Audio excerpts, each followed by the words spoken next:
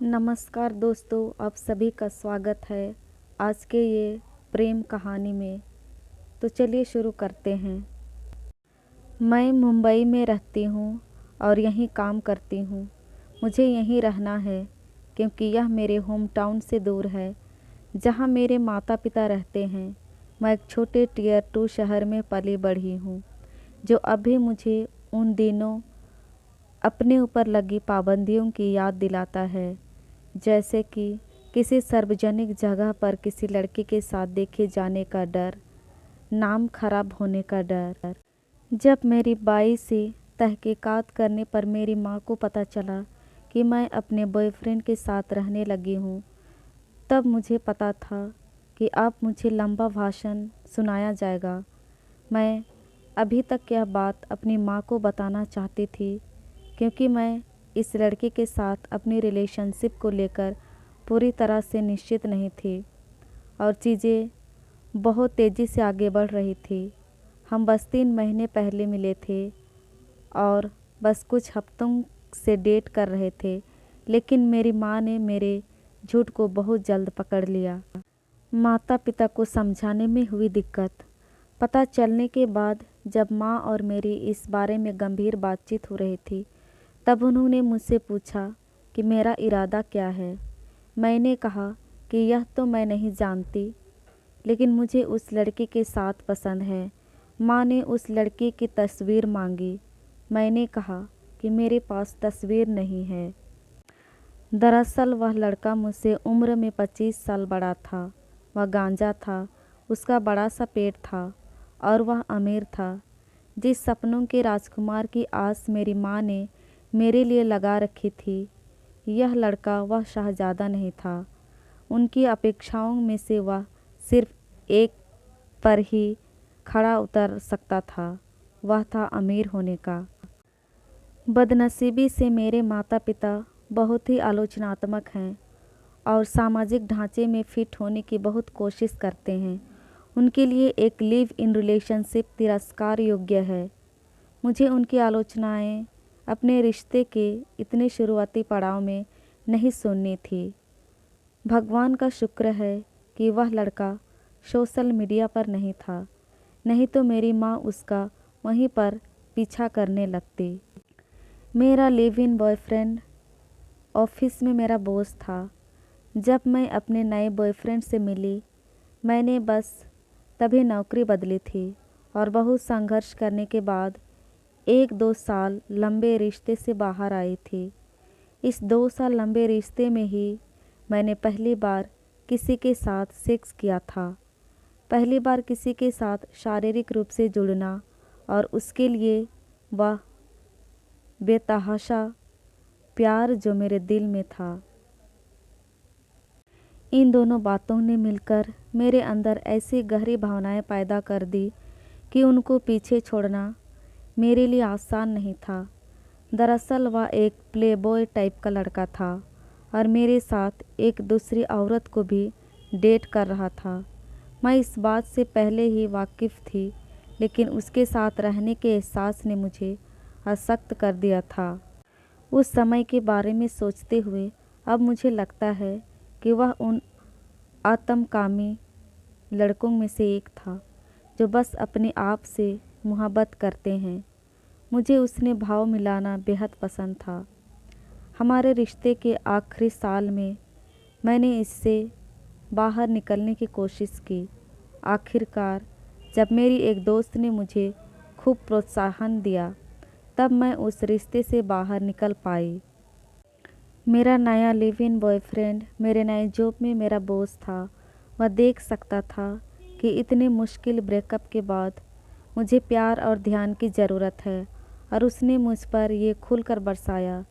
पहले तो उसने मुझे एक 5 स्टार होटल में बुलाया, जहाँ उसकी जान पहचान थी। फिर वह मुझे वहाँ के किचन में ले गया और उसने मेरे लिए खुद एक लाजवाब डिश बनाई। यानी उसने मेरे सामने चारा डाला और मैंने चुग लिया। मैंने एक बार उसे अपने किसी दोस्त को सलाह देते हुए सुना, तुम्हें अपनी चाल तब चल देनी चाहिए जब लड़की इम्प्रेस हो जाए और जब उसे रोने के लिए कंधा चाहिए हो। वह मुझे भी नसीहत देता था। किसी को भूलने के लिए किसी नए के साथ सोना पड़ता है। खाने के बाद उसने मुझे चूमा और अपने रूम में आने का न्योता दिया। मैंने उसका न्योता स्वीकार कर लिया। मेरे लिव इन रिलेशनशिप में आई मुश्किलें। ऐसे बहुत से कारण हैं जिनकी वजह से मैं उससे शादी नहीं करना चाहती थी। उनमें से पहला है हमारे बीच ओहदे, हैसियत और ताकत का फ़र्क। हमारा रिश्ता मुझे बराबरी का नहीं लगता था। रिश्ते में एक अनकहा प्राधिकरण था और मैं ऐसी बहुत सी चीज़ें करने पर मजबूर हो जाती थी ताकि उसे बुरा ना लगे। जैसे कि मैं घरेलू कामों के लिए मना नहीं कर पाती थी, या अगर मुझे अपने दोस्तों के साथ बाहर जाना होता था तो मुझे एक कहानी रचनी पड़ती थी। हमारे बीच लैंगिक अनुकूलता का भी मुद्दा था। 2 साल के बाद भी हम ऐसे पड़ाव पर नहीं पहुंचे थे जहां हम सेक्स का और एक दूसरे का लुत्फ़ उठा पाते। मुझे इस बात की भी चिंता रहती थी कि मेरे दोस्त और मेरा परिवार हमारे बीच उम्र के फासले का मजाक उड़ाएंगे और सोचेंगे कि मैंने पैसों के लिए यह समझौता किया है। मैं यह भी जानती हूँ कि चुप रहकर और उसके घर को ना छोड़कर मैं अपने मसले को और उलझा रही थी, लेकिन रिश्ते को ख़त्म करने से मुझे डर लगता था, क्योंकि 32 की उम्र में कुंवारी होने से आप पर दबाव पड़ता है। हालांकि अकेले रहना बढ़िया होता है, क्योंकि आप अपने मन की कर सकते हैं, लेकिन अकेले रहने का ख्याल मुझे चिंतित कर देता है। कभी कभी मैं परेशान हो जाती हूँ यह सोचकर कि मैं शादी और बच्चे जैसे सामाजिक उद्देश्य को पूरा नहीं कर पा रही। अगर आगे चलकर मुझे ऐसा ना करने का अफसोस हुआ तो। जब माँ को मैंने दिया जवाब। हाल ही में मेरी माँ ने मेरे साथ फिर से गंभीर बातचीत की। उन्होंने मुझसे पूछा कि मुझे क्या करना है। मैंने फिर से कहा कि मुझे ये सब नहीं पता और मुझे उसका साथ पसंद है। उन्होंने कहा, तुम अपनी ज़िंदगी बर्बाद कर रही हो, या तो उसे शादी कर लो या फिर उसे छोड़ दो। हम इस लिव इन रिश्ते को स्वीकार नहीं कर सकते। मैं चुपचाप सोच रही थी और फिर अचानक से मुझे कुछ हुआ और मैं निश्चयात्मक रूप से उनसे कहा, चाहे मैं किसी के साथ रहूं या अकेले रहूं, शादी करूं या ना करूं, बहुत से मर्दों के साथ सेक्स करूं या फिर एक के साथ, ये मेरी मर्जी है। मैं जानती थी कि मैं किसी के साथ रहकर कुछ गलत नहीं कर रही थी और गलतियां करने का और अपने अनुभवों से सीख लेने का हक मेरे पास भी था। मैं लोगों को अपने रिश्ते के बारे में बताने से कतराती थी, क्योंकि मुझे डर था कि वे क्या सोचेंगे। मैं उसे छोड़ना भी चाहती थी, क्योंकि आखिर मुझे एक अकेली औरत होते हुए भी और भी आलोचना का सामना करना पड़ता। मैं नहीं जानती थी कि मैं किसे खुश रखूं और अपने फैसलों पर निरंतर शक करती थी। शायद इसलिए परिस्थिति काफ़ी समय तक वैसे की वैसे ही रही। मैंने अपना पहला रिश्ता एक दोस्त के कहने पर ख़त्म किया था। इस बार मैंने खुद आगे बढ़ने का फ़ैसला लिया। जब मैंने आखिर उसे छोड़ने का फ़ैसला कर लिया, तब मैंने अपने दिल की सारी बात अपने 2 दोस्तों को बताई जो ज़रूरत पड़ने पर मेरे साथ थे। करीब 1 महीने पहले, मेरे जन्मदिन के 1 हफ्ते बाद, जब वह घर पर नहीं था, तब मैंने उसके घर से अपना सामान उठाया और अपने दोस्त के घर जाकर रहने लगी।